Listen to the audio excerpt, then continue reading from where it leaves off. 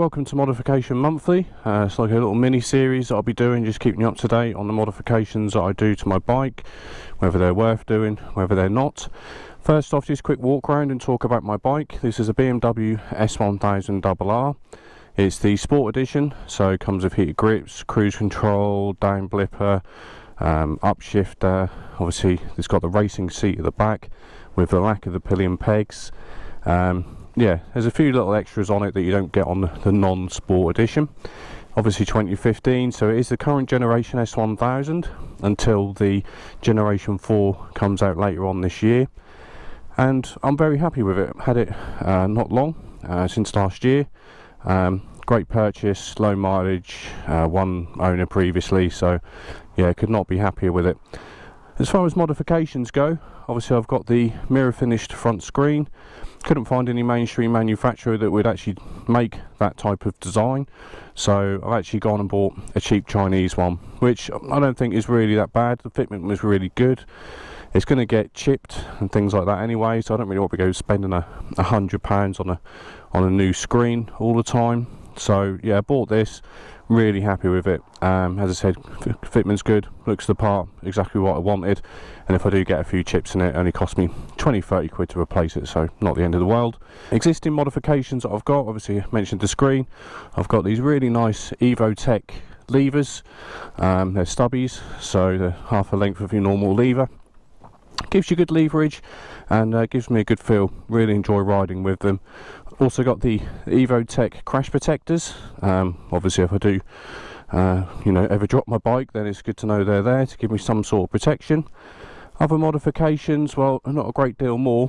I've got a little white sock on my brake fluid, just in case I get any brake fluid leaking out and going down onto my front wheel. Have a little decal there. Nothing too much on this side. As far as power modification goes, I've got a N can at the minute, which is, I think it comes out of the factory with this Akrapovic, but it's a titanium edition, so it'll never rust. Has a little cover on the exhaust there, and sounds really nice. But obviously I am going to get headers soon, so that means the exhaust from the engine back all the way to link up with this exhaust, and then it will sound absolutely nuts, which I'm looking forward to. But yeah, that's my bike at the moment. Okay, so this month I've invested in some guards for my oil cooler and for my radiator. These are R&G, obviously like them because of the colour. About £130 off eBay, and yeah, they look really smart, so can't wait to get them on. I've also invested in some covers for my crankcase. These are actually from China. I wouldn't normally recommend you buy these from China, but these are just billet aluminium, so it's not easy to mess up the manufacture of these. They look pretty strong. If I do happen to drop the bike for any reason, then I have every confidence they'll protect my sensitive parts of the bike that normally get damaged when you drop it. I've also invested in a torque wrench. My old torque wrench was a bit aged and concerned about whether it was actually giving me the right torque values, so bought this from Amazon, about £30, and it has a range of torque settings which cover most jobs on a motorcycle, so that was the reason I bought that. I also got this adapter because this particular torque wrench doesn't match my socket set, so I got the adapter, so that all goes together nicely. As you can see, I've got some very bright decals here. You may recognise this. This is from my intro, and yeah, obviously shows the S1000 headlight arrangement, alien head as it's sometimes referred to, and I've got some manufactured decals to go down the side as well, so yeah, that kind of marries up with the whole luminous yellow colour scheme that I've got going at the minute. So yeah, let's get these on. So before you put decals on, the important thing is to clean your bike, obviously. I have already cleaned my bike last week, but what I'm going to do, just to make sure there's absolutely no contamination on the area, just going to use just a general purpose cleaner. I'm going to take my microfiber cloth and just rub that area nice and clean. I actually don't know whether this is going to work or not, because I've got a very specific matte finish at the bottom here, and yeah, stickers don't like to stick to matte finishes, sadly, so I'm dubious how this is going to go. We'll have a look. So that is absolutely as clean as you could ask for. I'm just going to go over it one more time.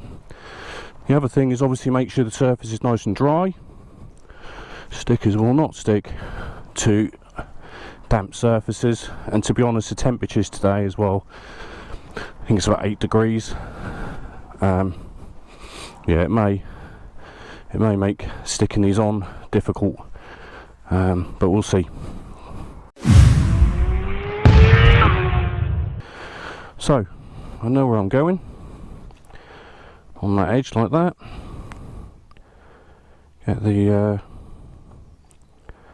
backing off, peel it slowly,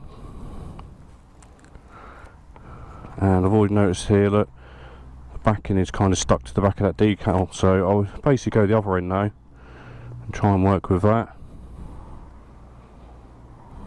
like so. And yeah, it looks like the people who supplied me these decals are useless because part of the sticker is sticking, so we just need to kind of peel it off from the top down. If you can see there that it was sticking to that, but now I'm managing to get it off. Sadly, you can see here again the release film at the back is kind of getting stuck, so trying to peel it from different angles to make sure the release paper is going to come off in one hit. There we go, I've got it off. So as you can see, there's no bits of the release paper kind of stuck to the edge. So this is the moment of truth. I'm quite picky about the installation of decals. I don't want any bubbles, don't want any bits hanging off the edge, so I'm just going to try and line it up where I said, which is about there. Now when you put the decal on, first bit, keep the decal strip taut and just gently get them to stick.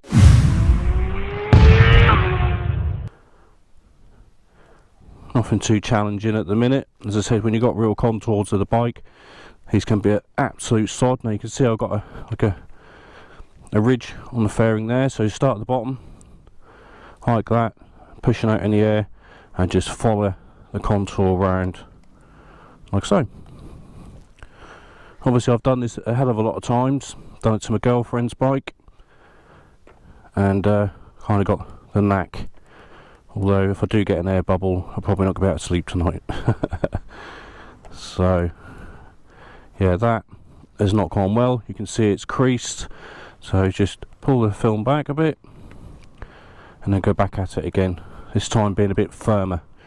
So I'm really pushing it against the fairing at the minute, getting it to work the way I want it to work, and I've got a little ridge there, not happy. Just pull that back. So again, getting that pressure, and again I've got another little ridge, so this is going to be a difficult one, so I'm going to have to get right down on it like so, and pull it up and spread it at the same time, and hopefully I can get that on without a crease, and I think I have. Let's just have a look at that. I've got a little crease there, but I should be able to work that out with my finger, and it looks like I've got that on. So once you've done that bit, just go over them all again, making sure you've got no air bubbles, that the stickers are made good contact. So done that bit, I've given the adhesive a little bit of time, minute or so, just to go off. So now this release film here should come off, and as you can see I've got an edge of a sticker there that isn't sticking well, mainly due to it being a matte finish on the bottom of my bike. If it was a gloss finish like this, I don't think I'd have any problems. Certainly when I put this one on in the opposite side, I had no problems at all because it was a gloss finish. But because it's a matte finish, it is going to be a bit of a pain, and as I said, it's just important to maybe leave it a night or two for the adhesive to completely go off.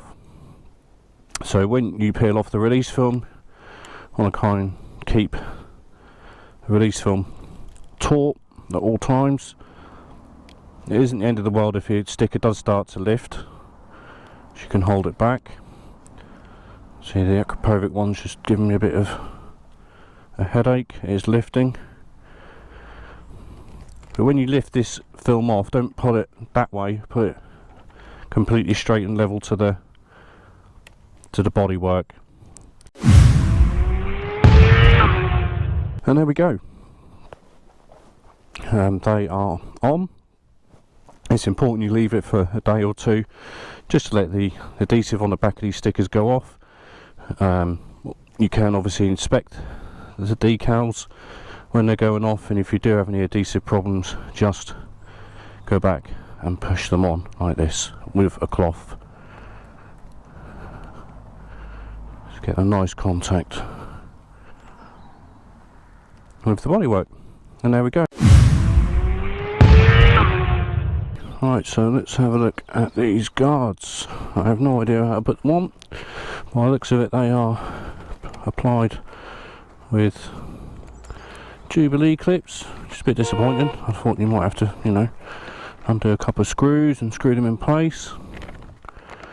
But by the looks of it, oh, there are some fitting instructions. Let's have a look.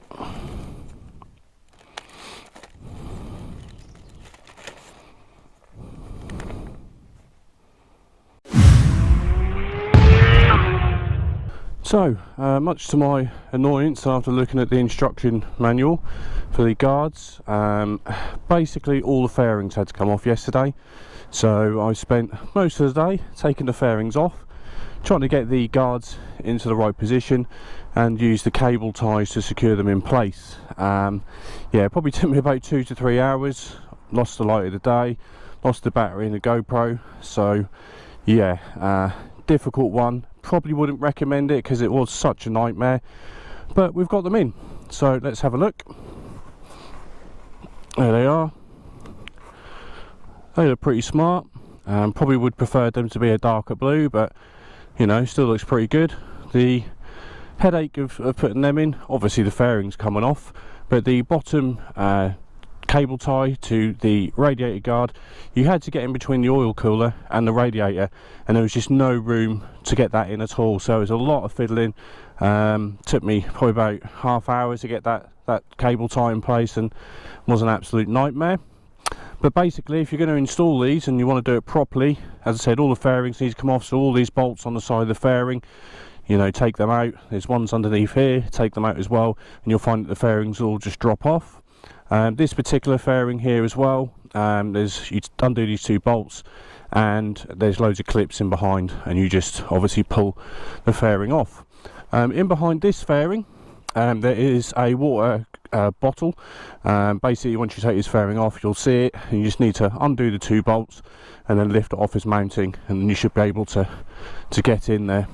But all in all, I'm pretty happy with the appearance of the guards, although they were an absolute nightmare to install. So if you're not particularly mechanically minded, if you don't like taking fairings off, then I wouldn't recommend you get them, but I think they look pretty smart.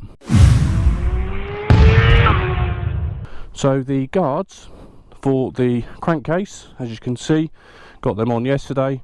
Again, quite simply, you just undo the bolts that secure the guard in place, fit the guard, and then put your bolts on that you get with the kit. I'm pretty happy with them. They do look pretty smart.